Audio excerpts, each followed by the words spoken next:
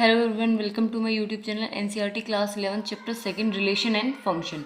Introduction देखिए, इसका part one मैंने इस पार्ट वन इंट्रोडक्शन का बना दिया है, वो आपको इस वीडियो के डिस्क्रिप्शन में मिल जाएगा उसका लिंक। तो देखिए, सबसे पहले देखिए इसमें डोमेन, रेंज और कोडोमेन ये क्या होती है। तो देखिए, कोई भी दो सेट है हमारे पास, ये ए सेट है, ये बी सेट है, ठीक है। और रिलेशन दिया हुआ है X comma Y, X is the first letter of name in Y where x belongs to a, y belongs to b। क्या है कि जो x है वो हमारे पास क्या है कि फर्स्ट लेटर होगा, फर्स्ट लेटर होगा किसका, जो b में एलिमेंट है ना उसके नाम का। जैसे कि a apple, b for banana, c for cat, ठीक है। तो यहाँ से देखिए सेट a के एलिमेंट्स हमने ओवल शेप में लिख लिए, ये सेट b है, ठीक है। तो अब यहाँ से रिलेशन बनाएंगे, a से स्टार्ट होने वाले जो है फर्स्ट लेटर किस किस का है, a यहाँ पे, तो यहाँ पे किसका है एप्पल का, बी से बनाना, सी से कैट, ई से नहीं है, और यहाँ डॉग का भी कोई नहीं है। तो देखिए, अब देखिए डोमेन क्या होगी, जिस भी सेट ए से, जिस भी एलिमेंट से जो हम यहाँ से एरो लाइन भेज रहे हैं ना, यहाँ से इमेजेस जा रही है, ये होती है हमारी इमेजेस। सेट बी में जो होती है ना, ये होती है हमारी इमेजेस, ठीक है। तो यहाँ से जो भी एरो जा रही है, जिस एलिमेंट से एरो जाती है वो हमारे होते हैं डोमेन। जैसे कि कौन किस किस से जा रही है, ए से जा रही है, बी से जा रही है और सी से जा रही है। अब रेंज क्या हो रही है, रेंज क्या होती है, रेंज वो होती है जहाँ जहाँ एरो आ रही है। सेट बी में जो एरो आ रही है ना, कहाँ कहाँ आ रही है, एप्पल, बनाना और कैट पर। तो ये हो गई हमारी रेंज, जहाँ जहाँ पर एरो आ रही है वो होती है हमारी रेंज, और जिस जिस से एरो जाती है वो होती है डोमेन। और कोडोमेन क्या होती है, कोडोमेन सेट ए, जो ये फर्स्ट वाला एलिमेंट, फर्स्ट वाला सेट होता है ना, तो यहाँ पे फर्स्ट सेट कौन सा, ए, तो ए सेट के जितने भी एलिमेंट्स हैं वो होते हैं कोडोमेन, ठीक है। जितने भी एलिमेंट्स होंगे वो होते हैं हमारे कोडोमेन। तो यहाँ से ए बी सी ई ये हमारे कोडोमेन है, ठीक है, क्लियर। जिस जिस भी एलिमेंट से हमारी एरो जाती है, यहाँ से लाइन जा रही है, वो होती है डोमेन। जहाँ पर एरो पहुँच रही है वो होती है हमारी रेंज, और कोडोमेन सेट ए के जितने भी एलिमेंट्स हैं यहाँ पे वो है हमारे कोडोमेन, क्लियर।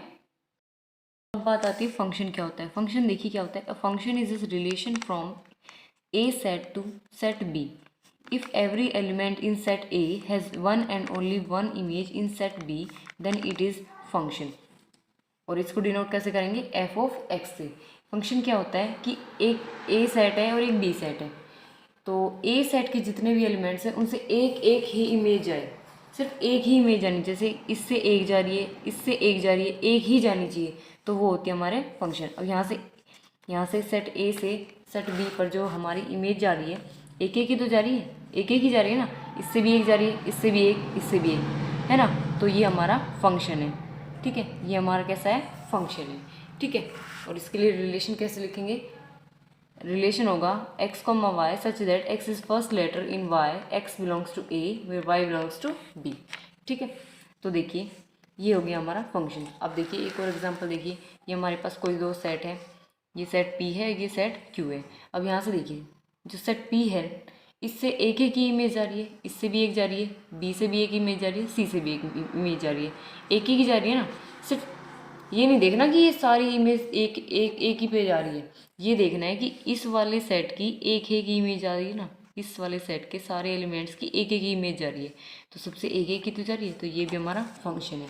अब यहाँ पे देखिए ये फंक्शन नहीं है, क्यों नहीं है, क्योंकि इस सेट के एलिमेंट से हमारी एक इमेज नहीं जा रही है, इससे कितनी जा रही है, दो जा रही है, और इसकी एक भी नहीं जा रही, तो इसका मतलब ये हमारा फंक्शन नहीं होगा।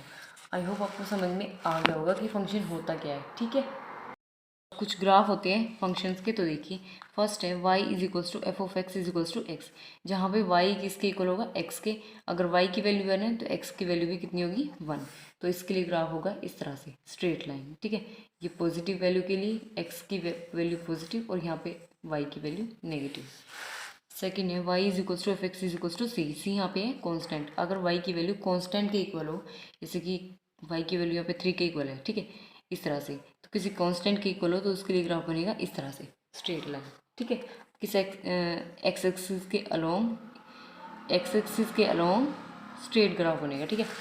थर्ड में देखिए y is equals to F x is equals to x square. अगर हम x की वैल्यू 1 रख दें और इसका स्क्वायर आएगा, तो y कितना आएगा हमारे पास 1। ठीक है, अगर हम x की वैल्यू 2 रखेंगे तो y आएगा हमारे पास कितना 4, है ना। तो ये हो गया। तो इसके लिए कैसे जाएगा, इस तरह से ग्राफ। ठीक है, ठीक है, इस तरह से ग्राफ जाएगा। ठीक है, ये हो गया हमारा थर्ड। फोर्थ देखिए, फोर्थ में देखिए y अगर किसके करो fx is equals to x cube, तो उसके लिए जाएगा इस तरह से ग्राफ। ये पॉजिटिव वैल्यू के लिए, ये नेगेटिव वैल्यू के लिए। तो इसमें देखिए y is equals to F x is equals to 1/x इस तरह से हो, तो ये हमारा इस तरह से ग्राफ जाएगा। x की पॉजिटिव वैल्यू के लिए इस तरह से, y की और x की नेगेटिव वैल्यू के लिए इस तरह से, और पॉजिटिव वैल्यू के लिए इस तरह से, ये जाएगा हमारा ग्राफ। 6 में most important y is equals to F x is equals to mod x। यहाँ पे देखिए मोड x का मतलब क्या है, y is equals to mod x, जो y की वैल्यू है प्लस x भी होगी और माइनस x भी, प्लस एक्स भी होगी और माइनस एक्स भी। तो पॉजिटिव वैल्यू के लिए इस तरह से और नेगेटिव वैल्यू के लिए इस तरह से ग्राफ जाएगा। क्लियर, ये थे हमारे कुछ ग्राफ्स।